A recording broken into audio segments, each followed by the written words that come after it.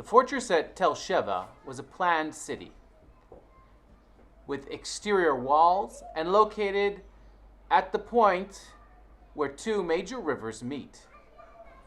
Built on the southern border of the Kingdom of Judah, its main purpose was to protect the area from invaders.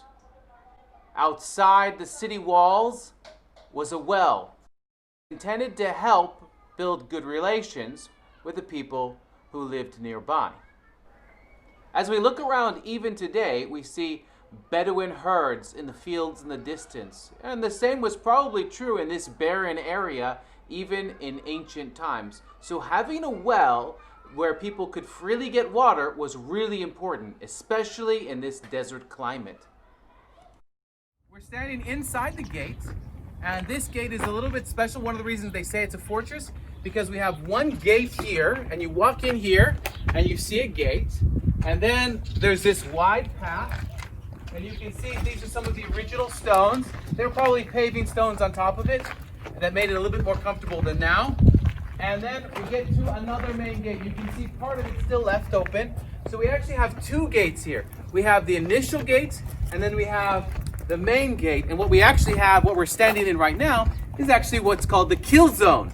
So if some invader wanted to try to get into the gate, they would force their way in, they would get in here, and they would be in big trouble because there's a whole nother gate right there. And so that's why they say this is a fortress. Fortresses were made like this even through the times of the Crusaders. They would have these kinds of designs where they had double gates and kill zones. It's ancient technology, and that's why in ancient times nobody ever attacked the gate, because it was impossible. You would attack the wall at the weakest point somewhere else. You don't go through the gate unless you really don't care about losing a lot of men. And that's what we have here. So that's why they're saying this is a fortress, not just a regular city. A regular city gate is just one gate, one main gatehouse, which has multiple doors. Here we've got two gatehouses and a kill zone in between. Now we're inside Tel Sheva, and we see several different storage rooms. Each of these rooms were probably used to store grain or other items, and what's unique about them is what they found inside the walls of these storage rooms. Now, just to clarify, this is an early fortress, which means that it's made of unhewed stones, and then there are mud bricks on top. These are the original mud bricks, and these are unhewn stones. That tells us how old the site is. It tells us that we're talking about the time of the Judean kings. And the mud bricks was a technology that was used even by the Canaanites, though they usually used mostly mud bricks and not necessarily unhewn stones. All right, let's see what they found. Come. So we're standing at the top of a man-made tower that gives us a great view of the fortress. It helps us see that it was a planned city or a planned fortress, meaning that the way that it's laid out wasn't random like a lot of ancient cities were. It was very much planned, and that's why they say it's a fortress as well, not just the complex gate structure with two gate houses, but also just the way that the roads run. And a war did happen here, and it's recorded in the Bible. If you guys remember the story of the Assyrian king Sennacherib or Sennacherib, he came here and he attacked all of Judea. He even got to Jerusalem, and when he got to Jerusalem, he stopped, but he had already been here and he already sacked this city. He took this fortress and he even filled the cistern in completely with dirt so that this fortress wouldn't be used again, because it takes a lot of time and effort to build a cistern, and Sennacherib and the military decided that if they fill in the cistern with dirt, no one will be able to inhabit the fortress again. And indeed, that was the end of this city. It has not been used since Sennacherib came here, and that's what we're looking at right now. We're looking at the remains of a city or a fortress that was conquered by Sennacherib. All right, so when we were in the storage room area of Tel Sheva, I mentioned that they found some unique stones inside. Remember, all the stones of this fortress are unhewn, but inside they found some unique hewn stones. They took them apart and tried to reassemble them to see what they were, and this is what they discovered. They discovered an altar made of hewn stones. This is no longer here. Neither are the hewn stones. They took them to the Israel Museum where it's been reassembled and it's on display there. And does anyone have any idea what this is? Can you tell me what this is? Altar. An altar, that's right. And what do they do on an altar? They made sacrifices, right? What are these big stones? Horns. The horns of the altar, that's right. Does anyone know a story about the horns of an altar in the Bible? No? The Bible says that if someone's trying to kill you, maybe you committed a grave sin, you can go and hold on to the horns of an altar and ask for mercy. As long as you're holding on to the horns of the altar, you'll receive mercy. And so this is what the horn of the altar actually looks like. And this was found here in Tel Sheva. The question is, why? Why was there an altar here in Tel Sheva? That's a question we're going to answer as we continue our trip in the Beersheva Arad Valley. Okay, so it was here in these storage rooms that they actually found the altar stones. It was actually the horn of the altar that stood out when the archaeologists discovered it. When they started clearing this, he saw an altar horn and he said, "What in the world is this doing here?" And then they started excavating and found more and more hewn stones here in these storage rooms. And as a result, they started to wonder what was happening and why was there a disassembled altar in the construction of these storage. All right, so we've made it to the cistern, and this is very impressive. It was only discovered in the 1990s. Actually, Russian immigrants who didn't have work came here and dug this whole thing out. And it's made of unhewn stone. Just look how impressive it is. We're going to go down inside, and I've got some interesting things to show you inside this ancient cistern.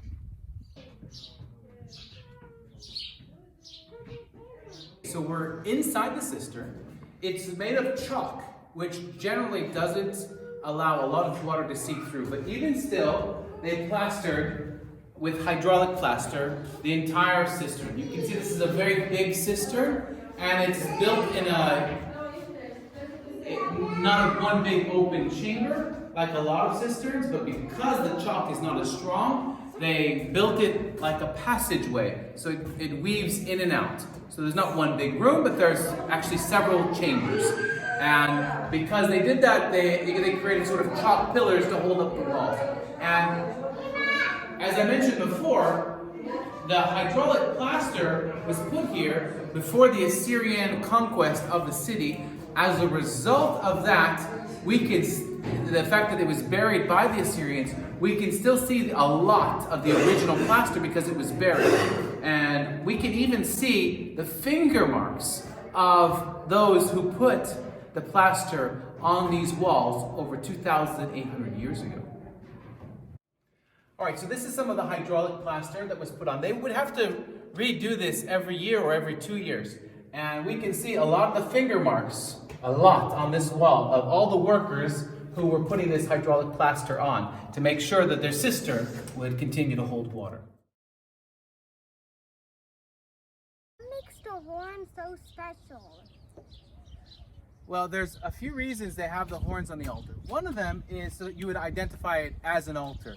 As it was in other religions that existed at the time, an altar had this sort of a form, and it was a formula for what an altar looked like. They also served the function of keeping things on, and in order to make sure that the things didn't fall off. So they would have a grate here on top. They would put coals underneath it, and the horns helped to keep everything in place. If they weren't there, things might fall off, and it could be dangerous. So the horns were part of the function, but they're also part of the design of what an altar looked like. And this altar was found here at Tel Sheva, and this is just a replica, by the way. This isn't the original. The original is in the Israel Museum, which is the main museum for all the artifacts found in Israel. And this replica was made to the exact dimensions of the one that they found there, so that we can see that what they found was a disassembled altar. And this again raises the questions: why was there an altar here in the first place? And then why was it disassembled, and by who? And these are questions we're going to answer Maybe not here yet. I'll answer them when we get to the next site at Tel Arad. We're at Tel Arad. This is an ancient city. It's written about in the Bible. You might remember the story of Moses and the children of Israel leaving Egypt and coming to the promised land. And on the way, there was a battle between the king of Arad and the Israelites that were leaving Egypt. And we're going to discuss why there was a battle. Right now, I want you to understand that this is the place. Here, there are two parts of the city. There's the ancient early bronze city we're going to take a look at briefly. And there's also up here, can you show them up here, the fortress on the hill? That's from the kingdom of Judea, the period of Judea. And we're going to concentrate most of our time on this fortress that's on the hill. But first I want to take you to the early Bronze Age Canaanite city of Arad to show you something that we found there that's very, very special. Now, just in case you're wondering, because I know people like to ask, how do we know this is Arad? Well, when they were digging down here, they found lots of pieces of astrakhan. Astrakhan is clay that's been broken, probably from a pot that somebody used and it broke and they can't use it anymore. So they use it for writing messages on. And on about 200 of these pieces of astrakhan, they found the name Arad in Hebrew and in other languages. So we know this is the city of Arad. Okay, we're gonna go inside and we're gonna look at a few of the features and then we're gonna go up to the fortress. So we just entered the city wall of Arad. This isn't the gate, this is just a break in the wall. You can see the wall behind me travels up and around, and it continues up along the hillside over here as well. This is the early Bronze Age city of Arad. And you can see this wall is a little bit different than other walls that we've seen. We've seen walls that are much thicker.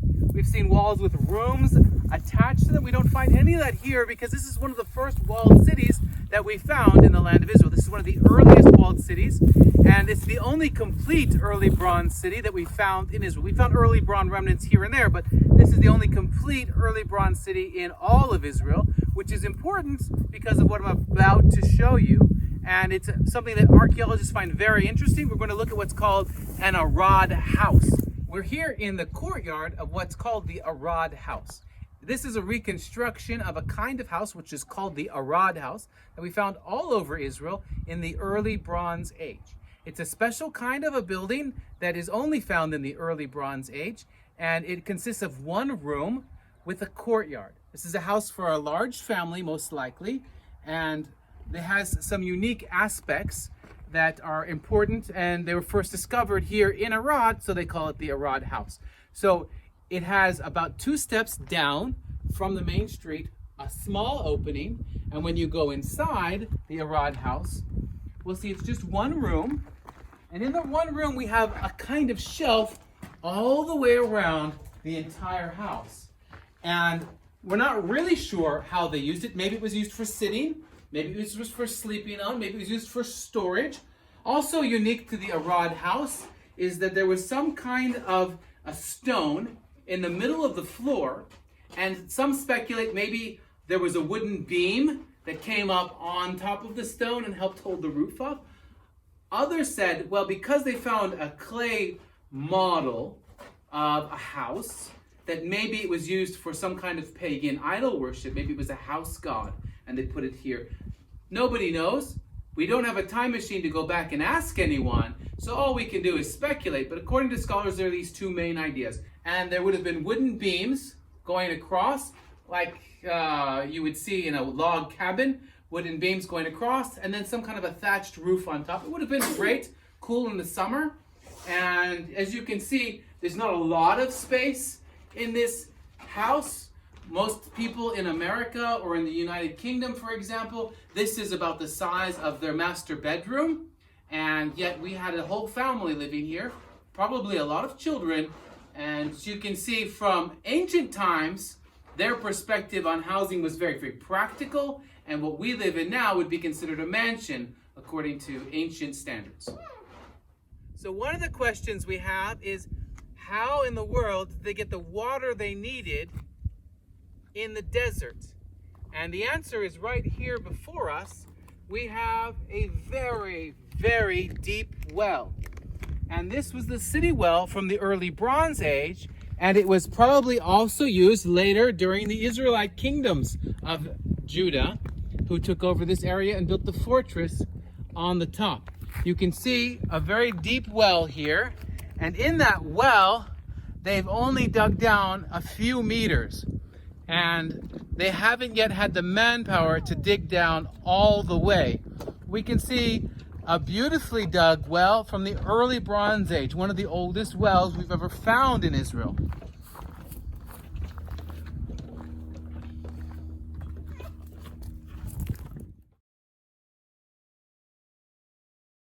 You see the fortress at Tel Arad.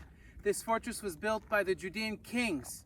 You can see a massive wall still remains, and you can see the massive city gate of the fortress. We're going to go inside, and there we're going to talk more about high places and how they're relevant to us from biblical times, how we can better understand them, and what they looked like.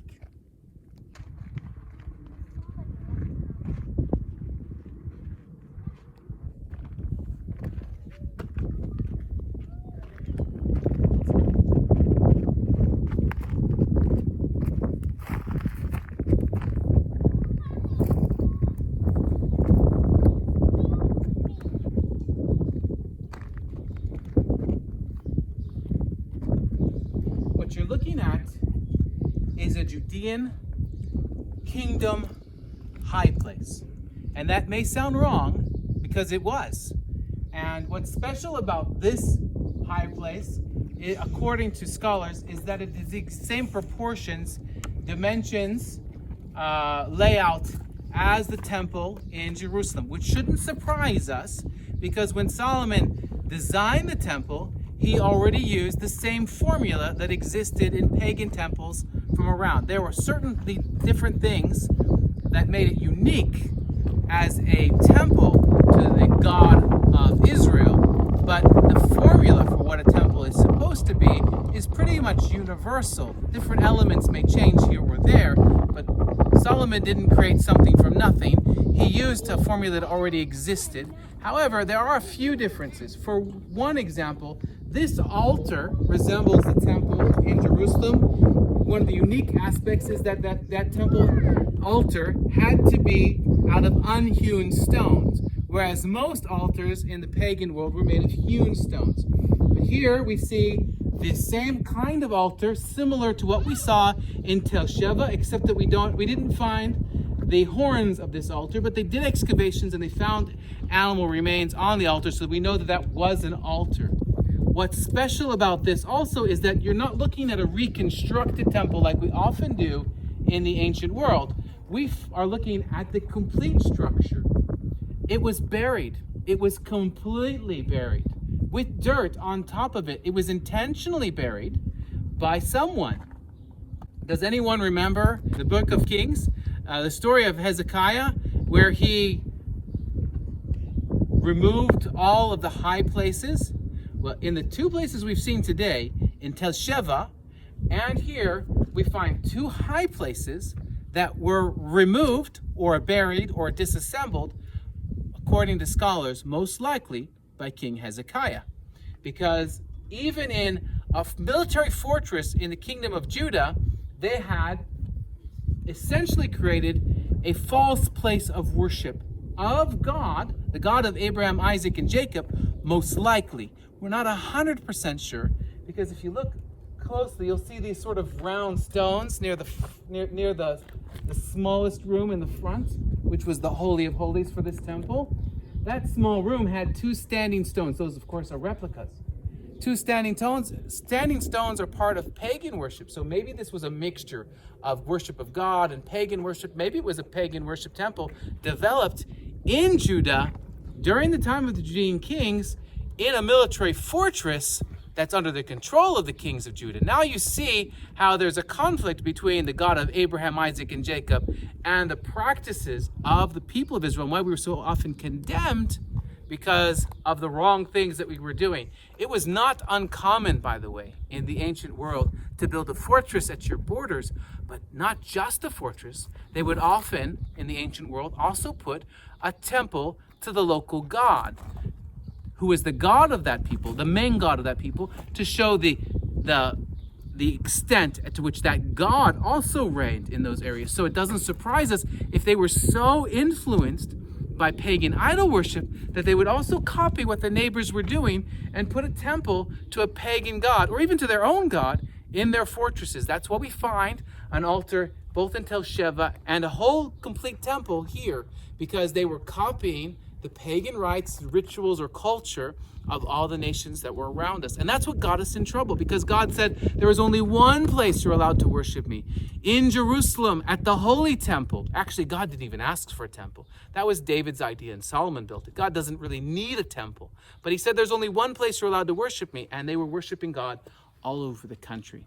And that's part of the problem. Were they worshiping a pagan god? That's bad. But even worshiping God in the wrong place, in the wrong way, that's still bad. And that's what we're talking about when we read the books of Kings and the Chronicles. And even in the book of Judges, we hear about all the condemnation from God. And also in the books of the prophets about them worshiping falsely. This is what they're talking about.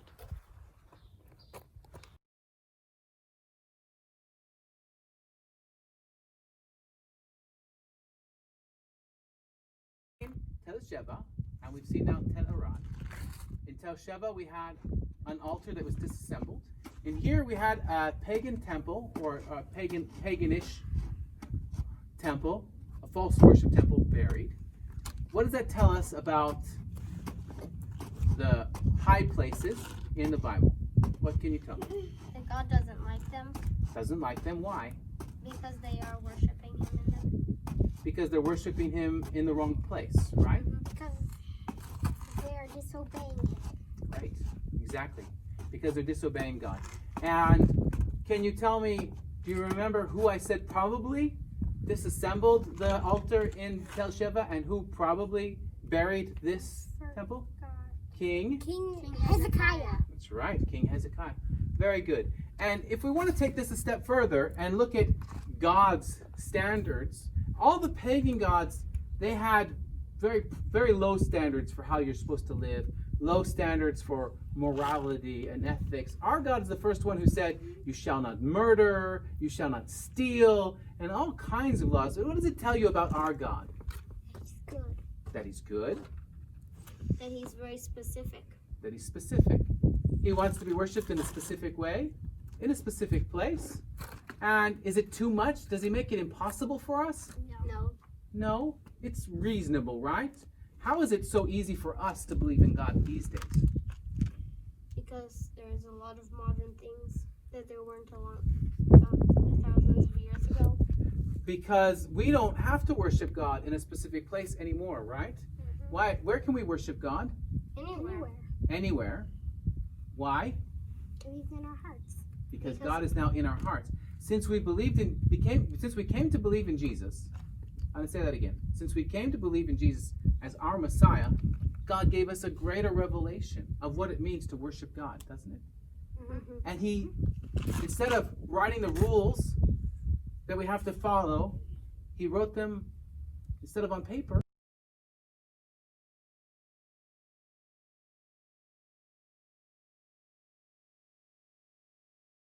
all right, we're standing still at the base of the fortress here, just outside the fortress. And I want to explain why the fortress was built here. We're on a hill, and all around us are fields of grain. And these fields of grain have been here for thousands of years. This is the place that you can grow grain. I know off to the side you can see an orchard actually, and they're trying to grow trees here. This is new. This is not normal for this valley, but they're succeeding because of drip irrigation. But this is a breadbasket of the area, from the area of Arad right here, all the way to the other side of this large valley in Beersheva. It was where they grew grain for hundreds and hundreds, thousands of years. But that's not the only reason to build a fortress, is to protect the grain. It's also an area where a lot of people would travel through. We have several major ancient routes that need to be protected. One of them is right over here around the fortress. You can see these mountains. So this fortress protects roads going both north and south and east and west. If it wasn't here, foreign invaders or armies could travel all the way from the Dead Sea to the coast and be almost unstoppable. So this fortress was an important part of protecting the kingdom of Judah in its southern border.